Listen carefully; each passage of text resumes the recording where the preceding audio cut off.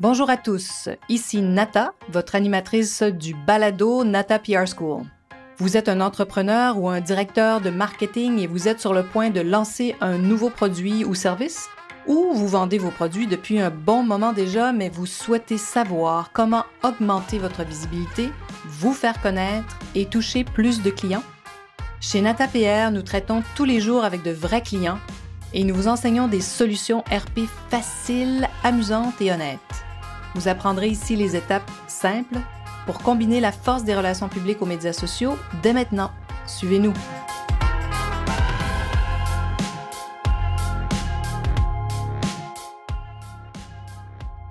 Bonjour et bienvenue à ce 7e épisode de la balado du podcast Nata PR School. Aujourd'hui, nous explorons la 3e étape du modèle Nata, qui est identifier les vrais influenceurs.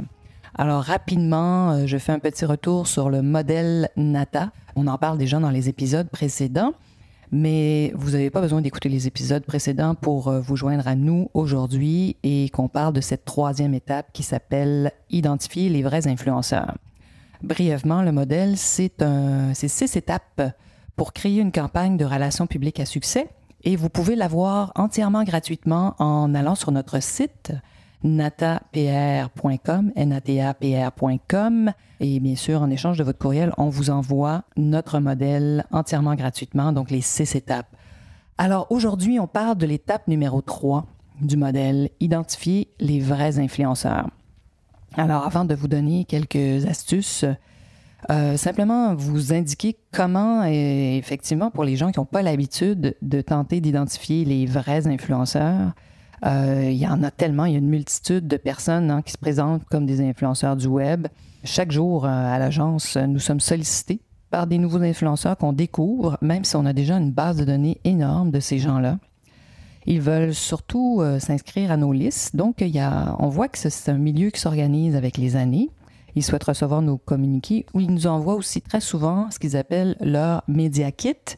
Dans le fond, c'est leur plan pour vendre de la publicité ou proposer des collaborations, évidemment moyennant rémunération, parce qu'ils souhaiteraient parler de certains des produits de nos clients, par exemple. Donc, on reçoit beaucoup toutes les semaines. On découvre de nouveaux influenceurs, des fois extraordinaires.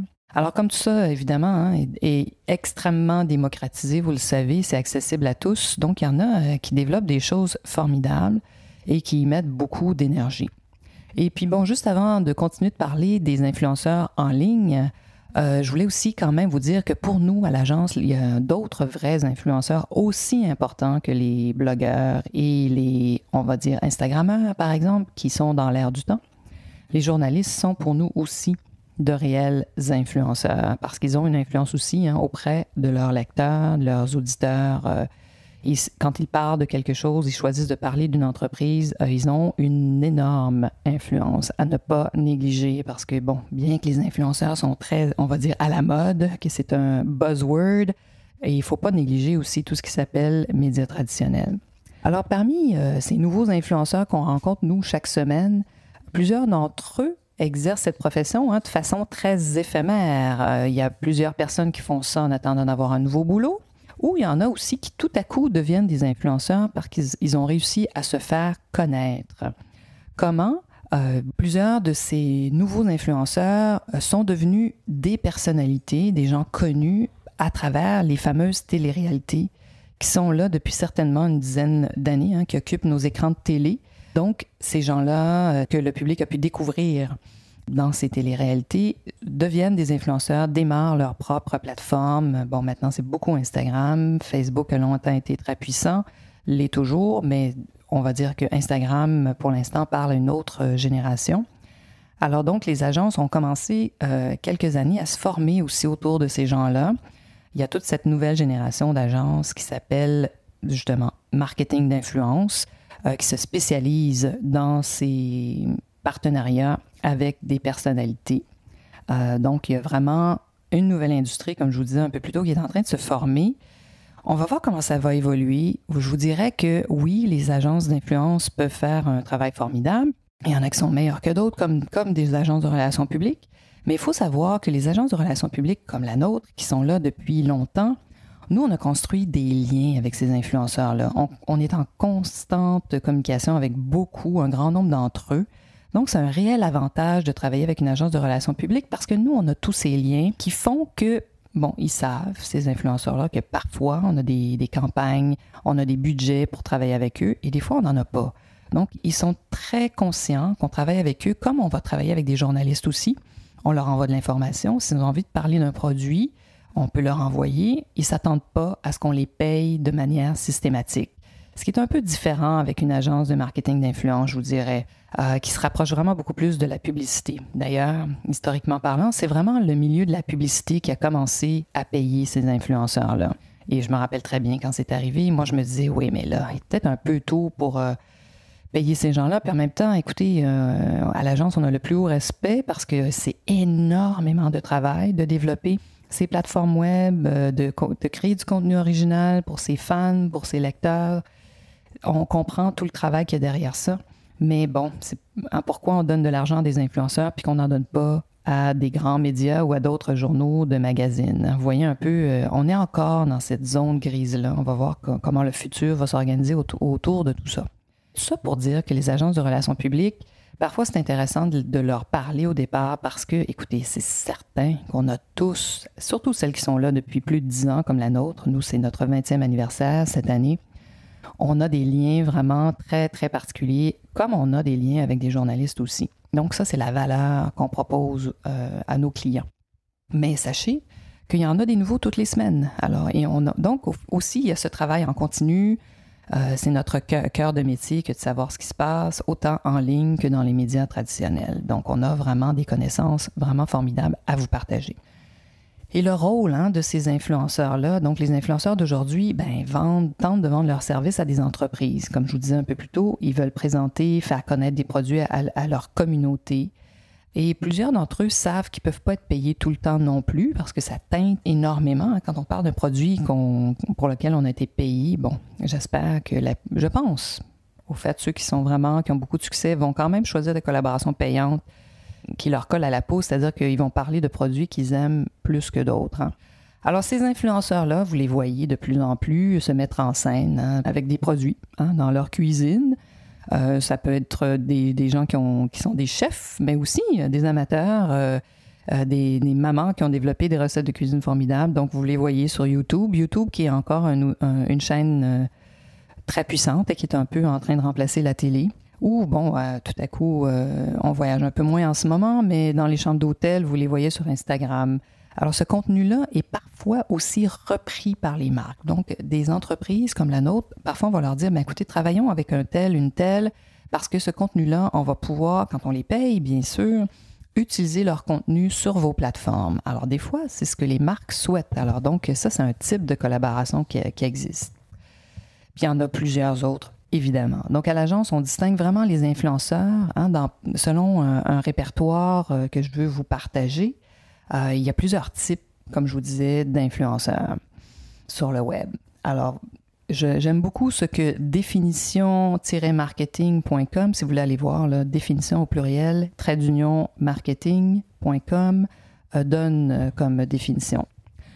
Dans un contexte marketing, puis dans son sens le plus large, qu'est-ce que c'est un influenceur aujourd'hui? C'est un individu qui, par son statut, sa position, son exposition médiatique peut avoir une influence, peut influer sur les comportements de consommation, peut vraiment donc influencer des comportements. C'est ce qu'on souhaite. Les marques qui s'adressent à eux et qui collaborent à eux, qui font des collaborations payantes, s'attendent à ce que leurs fans, leurs lecteurs achètent leurs produits, évidemment.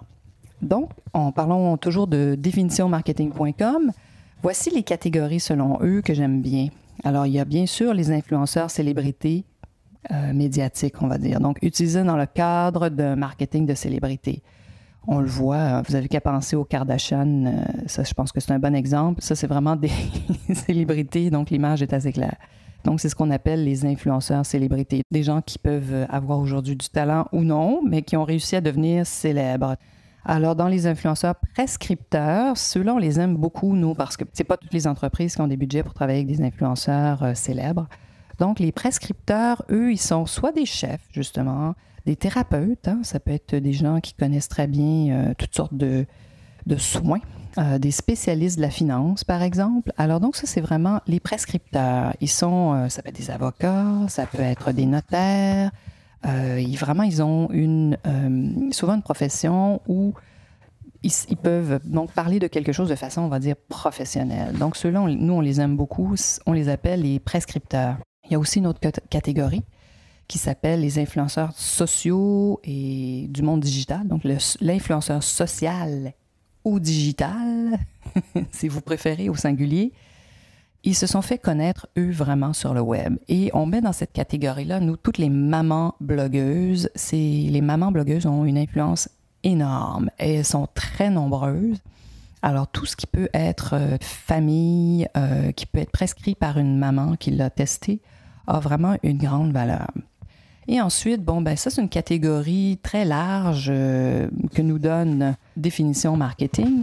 On parle des influenceurs presse qui ne sont pas toujours payés. Ce sont ceux que nous, on vise dans le cadre des RP. Parce que nous aussi, on va en approcher parfois un grand nombre à qui on est prêt à envoyer des produits ou à échanger de l'information. Et parfois, ils vont parler d'un produit simplement parce qu'ils veulent justement garder leurs fans informés, leur montrer qu'ils sont vraiment dans le coup, que ça vaut la peine de les suivre, hein, n'est-ce pas? Ils sont capables de fournir du contenu vraiment très récent. Donc ça, c'est les influenceurs presse, on va dire. Mais bon, c'est pas nouveau, l'influence et les influenceurs. Hein? Rappelons-nous que c'est bien sûr Hollywood et certainement la musique populaire qui a créé les tout premiers influenceurs et qui continue d'en créer. Hein? Si vous pensez aux grandes vedettes de la musique pop en ce moment, ça demeure, ces gens-là, des gens très influents. Donc, quand ils parlent de quelque chose, les fans les croient, ont envie de s'habiller comme eux, de manger comme eux ou d'aller là où ils vont en vacances, par exemple. Donc, ce sont des personnalités qui nous font rêver. Et je voulais simplement vous redonner cette personnalité en tête. Hein. Si vous pensez à Marilyn Monroe, je pense qu'elle sera toujours associée à Chanel numéro 5. Vous vous rappelez de ce qu'elle avait dit? La nuit, elle ne portait que son Chanel numéro 5 quand elle dormait. Donc, voilà. Donc, ça existe depuis toujours, ces influenceurs-là. Après, comment on trouve ceux qui auront un impact sur nos clients? C'est là que le travail commence, hein, afin de ne pas vous perdre complètement, parce que c'est un océan, tout ça, là, le monde des influenceurs. Moi, je vous dirais, commencez très petit. Trouvez-en 5 influenceurs. Puis allez voir du côté des vrais médias. Donc, est-ce que c'est votre journal local, un grand journal de votre pays, un magazine important, un magazine local, un magazine de votre industrie aussi, parce que ça, il y en a peu. Et ça touche tout de suite, hein, si on pense à l'agroalimentaire. Donc, il y a plusieurs publications qui s'adressent à vos clients, on va dire. Je vous dirais, allez trouver ces médias-là. Donc, trouvez-en 3 et regardez, trouvez 2 influenceurs. Commencez avec 2 ou 3 et commencez à communiquer avec eux. Voilà. Donc, des exemples de questions pour trouver vos contacts.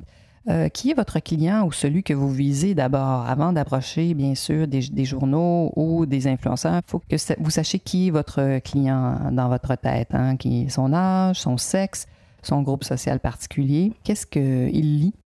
Des journaux, des magazines? Est-ce qu'il va parfois en ligne ou rarement? Il est dans sa voiture, donc il écoute la radio. Quel est son style de vie? Donc, essayez de vous mettre à sa place, dans ses chaussures, pour tenter de voir qu'est-ce qu'il consomme. Et après, il y a les recherches sur Google. Comme vous le savez, je vous en parle très souvent, mais c'est fou comme on trouve tout là-dessus. Puis peut-être avoir en tête ce que justement ma coach nous donne comme exemple quand on veut trouver notre client type. Des fois, c'est plus facile de se mettre en tête des images de voitures. On ne parle pas de la même façon aux gens qui achètent des Kia, une Toyota ou une Mercedes. Que lisent ces gens-là? Par exemple, si on pense à Mercedes, c'est sûr que là, on peut se dire, ça, c'est des gens qui aiment le luxe. Donc, quelles sont les publications luxe dans votre pays, dans votre ville, ou peut-être même des publications luxe mondiales qui peuvent les intéresser? Il y a des publications aussi, Mercedes a ses propres publications, donc ça peut être une façon intéressante de les toucher et de voir si vous ne pouvez pas joindre cette clientèle-là. Que font les propriétaires de Mercedes? Hein, vous voyez donc comment on réfléchit. Ce sont des gens certainement de 30 ans et plus, donc il y en a certainement là-dedans qui écoutent encore la télé, qui lisent les journaux. Est-ce que ce sont des gens à faire aussi? Donc voilà, ça vous donne une idée de quoi explorer et qui choisir en premier pour commencer à faire des approches médias. Donc, vous faites des recherches sur Google parce que, peut-être que votre femme qui aime les Mercedes décapotables consulte le Vogue USA. Donc, allez voir qu'est-ce qui se passe dans le Vogue USA des 2 derniers mois, des 3 derniers mois. Vous n'avez pas besoin de remonter 12 ans en arrière. Ensuite, si vous regardez aussi au niveau des influenceurs luxe, vérifiez donc les dates de publication de leurs derniers articles ou billets de blog. Si ça fait plusieurs mois, ils sont peut-être plus actifs. Donc, il faut vraiment que ça soit récent. Faites des recherches aussi sur LinkedIn, Instagram, Twitter, toujours utile. Le président des États-Unis, M. Trump, a comme relancé Twitter. On trouve quand même beaucoup d'informations. Et une fois que vous avez trouvé, par exemple, votre influenceur, tentez justement de les joindre à travers leur plateforme, de leur envoyer de l'information, tentez d'obtenir les courriels de ces gens-là, les mails. Ensuite, je vous dirais, informez-vous, achetez des publications, abonnez-vous en ligne, faites des recherches en ligne, apprenez à les connaître aussi. Alors donc, voilà, c'était le sujet de notre podcast d'aujourd'hui, qui est le point 3 du modèle NATA. Identifier les vrais influenceurs. Vous voyez, c'est vaste. Alors, moi, je vous dirais, gardez ça en tête. Commencez petit, c'est pas du tout nécessaire d'avoir une base de données avec des milliers de contacts quand on commence. Vous pouvez tout à fait cibler, même si vous êtes une entreprise qui vendez partout dans le monde. Je vous dirais, faites des tests. Si votre marché principal est l'Angleterre et que vous avez 5 gros marchés, commencez peut-être par le marché de l'Angleterre. Et puis, regardez quelles sont les publications, que lisent aussi vos acheteurs. Et ça, c'est de l'information en plus que peut-être vous avez déjà si vous avez fait une campagne de pub sur le web. Alors voilà, aujourd'hui, on parlait de l'étape numéro 3 du modèle NATA-PR, comment identifier les vrais influenceurs. Et j'espère que donc vous serez des nôtres la semaine prochaine. Allez chercher notre modèle si vous ne l'avez pas déjà fait sur notre site natapr.com. À la semaine prochaine. Vous êtes curieux et souhaitez en savoir plus sur comment implanter des stratégies de relations publiques? Rendez-vous sur natapr.com et inscrivez-vous sur notre liste. Vous recevrez le modèle NATA-PR pour créer une campagne RP réussie. Et si vous souhaitez devenir client, contactez-nous à natapr.com. Nous attendons vos commentaires. À la semaine prochaine!